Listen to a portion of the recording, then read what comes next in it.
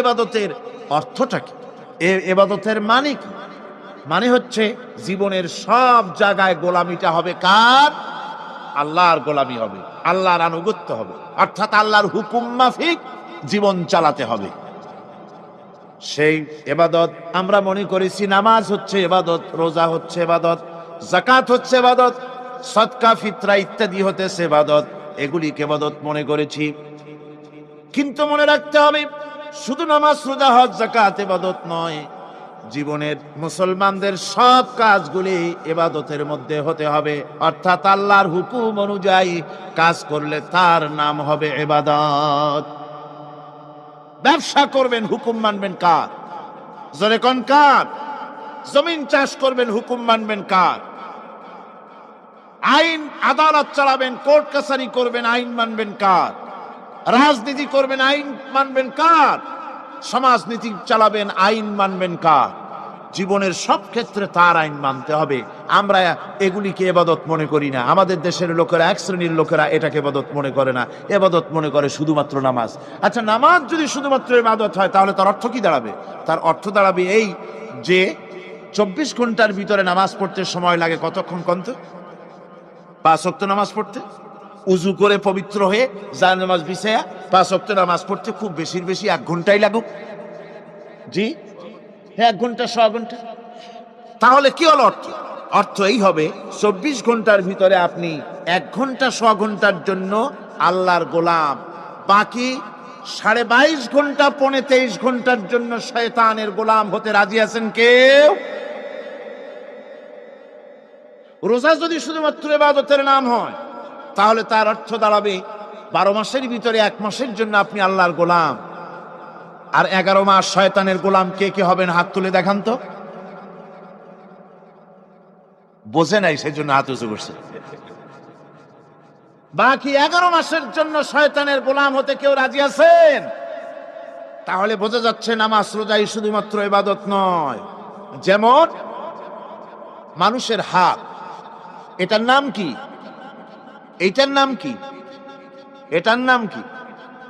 এক একটা অঙ্গের এক একটা নাম। চোখ, নাক, মুখ, হাত, পা, এক একটার এক একটা নাম। তাহলে মানুষটা কই? সবটা মিলে মানুষ। সবটা মিলে কি হলো? মানুষ হলো। অনুরূপ ভাবে নামাজ শুধু ইবাদত নয়, রোজা শুধু ইবাদত নয়, এগুলি হচ্ছে ইবাদতের অঙ্গ, ইবাদতের পার্ট। নামাজ, রোজা, হজ, যাকাত, সাদকা, ফিতরা, মানুষের প্রতি ভালোবাসা, পরের উপকার করা, মা বাপকে মহব্বত করা, শ্রদ্ধা করা, ভালো কাজের আদেশ করা, অসৎ কাজের নিষেধ করা, এর সমস্ত কাজগুলো মিলিয়ে হচ্ছে ইবাদত। কথা বুঝতে পেরেছেন? এই অর্থে নামাজ পড়াও ইবাদত, নামাজ না পড়াও ইবাদত। রোজা রাখাও ইবাদত, রোজা না রাখাও। মনের মধ্যে চিন্তায় পড়ে গেছেন হয়তো এখন যে নামাজ পড়া তো ইবাদত বুঝলাম, না পড়া ইবাদত, এ আবার কোন ফতোয়া দিলেন? রোজা রাখা ইবাদত, আবার না রাখা ইবাদত, এটা কেমন কথা বললেন? চিন্তা আসতে পারে। হ্যাঁ, কথা ঠিকই। নামাজ পড়া ইবাদত, না পড়াও ইবাদত। সর্বক্ষণ আপনি নামাজ পড়েন, জায়েজ আছে, কিন্তু 24 ঘন্টার ভিতরে 3টা সময় নামাজ পড়া হারাম। কোন কোন সময়? ঠিক সূর্য উদয় হওয়ার সময়, ঠিক সূর্য মাথার উপরে থাকার সময়, আর ঠিক অস্তগামী হওয়ার সময়। এই 3 সময় নামাজ পড়া সম্পূর্ণ নিষিদ্ধ। এই 3 সময় নামাজ না পড়াটাই ইবাদত। আল্লাহর হুকুম মানতেছেন, নিষেধ করা হয়েছে নামাজ পড়ো না, পড়বেন না। আবার রোজা রাখা, সারা বছর রোজা রাখেন, সওয়াব হবে, কিন্তু বছরের 2 ঈদের 5 দিন রোজা রাখাকে হারাম করা হয়েছে। এই সময় রোজা না রাখাটাই। তাহলে কি বোঝা গেল? বোঝা গেল এই জীবনের সমস্ত কাজগুলি আল্লাহর হুকুম মাফিক হওয়ার নামই। আপনি ব্যবসা করতে যাবেন, ওজনে যদি কম না দেন, খাদ্যে যদি ভেজাল না দেন, আর আপনি যদি সততাপূর্ণ ব্যবসা করেন, যতক্ষণ ব্যবসার ওই দোকানে বসে থাকবেন, ফ্যাক্টরিতে বসে থাকবেন, ততক্ষণ পর্যন্ত আপনার ইবাদত হবে। আপনি চাকরি করবেন, আপনি যে কোনো কাজ করেন না কেন, আল্লাহর হুকুম মাফিক যদি হয় ইবাদত হয়ে যাবে। এই জন্য আল্লাহ রাব্বুল আলামিন ইবাদত করার জন্যই মানুষকে তৈরি করেছেন। মানুষের কাজ হলো আল্লাহর গোলামি করা, আল্লাহর হুকুম পালন করা। এই হুকুম পালন করতে গিয়ে আল্লাহ পাক হুকুম পালনের জন্য বলছেন ওয়াবুদুল্লাহা ওয়া লা তুশরিকু বিহি শাইআ। উবুদুল্লাহ, আল্লাহর ইবাদত করো, আল্লাহর গোলামি করো, আর তার সাথে কোনো শরীক স্থাপন করো না। পৃথিবীর মধ্যে আমরা তো সুখ শান্তি চাই, দুনিয়ায় দুমুঠো খেতে চাই। দুই মুঠো যদি খেতে চাই, পড়তে চাই, পৃথিবীর মধ্যে যদি শান্তিতে থাকতে চাই, তাহলে ইবাদত করা লাগবে। ইবাদত করলেই খাবার পাওয়া যাবে। ইবাদত করলে কি পাওয়া যাবে? খাবার পাওয়া যাবে। আল্লাহ রাব্বুল আলামিন কোরআনে কারীমের মধ্যে বলেছেন ফালইয়াবুদু রাব্ব হাযাল বাইত আল্লাযী আত'আমাহুম মিন জু'ইন ওয়া আমানাহুম মিন খাউফ। কুরাইশদেরকে বলছেন, ও কুরাইশরা, এই ঘরের মালিকের ইবাদত করো। কোন ঘর? কাবা ঘর। এই কাবা ঘরের মালিক কে? আল্লাহ। এই ঘরের মালিকের ইবাদত করো। কি হবে তাহলে? এই ঘরের মালিকের ইবাদত যদি করো, দাসত্ব যদি করো, আনুগত্য যদি করো, তার গোলামি যদি করো, তাহলে কি হবে? আল্লাযী আত'আমাহুম মিন জু', তিনি তোমাদের ক্ষুধার সময় খেতে দিবেন। সুবহানাল্লাহ। ক্ষুধার সময় খাবার পাবে। ওয়া আমানাহুম মিন খাউফ, আর যখন বিপদ আসবে, মুসিবত আসবে, সন্ত্রাস সৃষ্টি হবে, বিপদ মুসিবত আসবে, ভীতি আসবে, ভীতির সময় আমন আমান, নিরাপত্তা পয়দা করে দিবেন আল্লাহ সুবহানাহু ওয়া তাআলা এই ইবাদতের মাধ্যমে। সুতরাং আমার ইবাদত করো। আর যদি জান্নাতে যেতে চাও, কি বলেন, আমরা কি বেহেশতে যেতে চাই? আর যারা কথা কইলেন না, আমরা কি জান্নাতে যেতে চাই?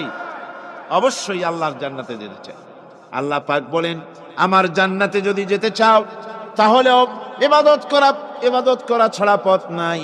ফাদখুলি ফি ইবাদি ওয়াদখুলি জান্নাতি।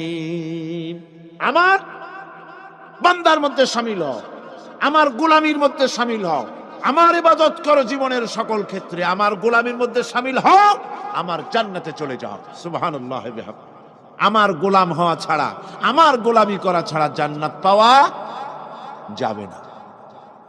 আমার বন্ধুগণ, এবার আল্লাহ রাব্বুল আলামিন বলছেন, যদি আমার সঙ্গে দেখা করতে চাও, আল্লাহর সঙ্গে যদি কোনো বান্দা দেখা করতে চায়, আমরা আল্লাহরে দেখতে চাই কিনা? চাই কিনা আল্লাহকে দেখতে? আল্লাহ পাক বলছেন, আমারে যদি দেখতে চাও, ফামান কানা ইয়ারজু লিকা রাব্বিহি ফালইআমাল আমালান সালিহান ওয়ালা ইউশরিক বিইবাদাতি রাব্বিহি আহাদা। আমার সঙ্গে যদি দেখা করতে চাও, তোমাদের মধ্য থেকে কেউ যদি আমার সাথে দেখা করতে চায়, সে যেন ভালো কাজ করে, ভালো আমল করে, আর আমার ইবাদতের সঙ্গে কাউকে যেন শরীক না বানায়, তাহলেই আমার সঙ্গে কিয়ামতে দেখা হয়ে যাবে। জোরে বলেন সুবহানাল্লাহ। আল্লাহর সঙ্গে দেখা করতে হলে তার ইবাদত করতে হবে, গোলামি করতে হবে, এবং কাউকে শরীক স্থাপন করা যাবে না। এই গোলামি করতে হবে, ইবাদত করতে হবে কতদিন? আল্লাহ রাব্বুল আলামিন বলছেন, ওয়া'বুদ রাব্বাকা হাত্তা ইয়াতিয়াকাল ইয়াকিন।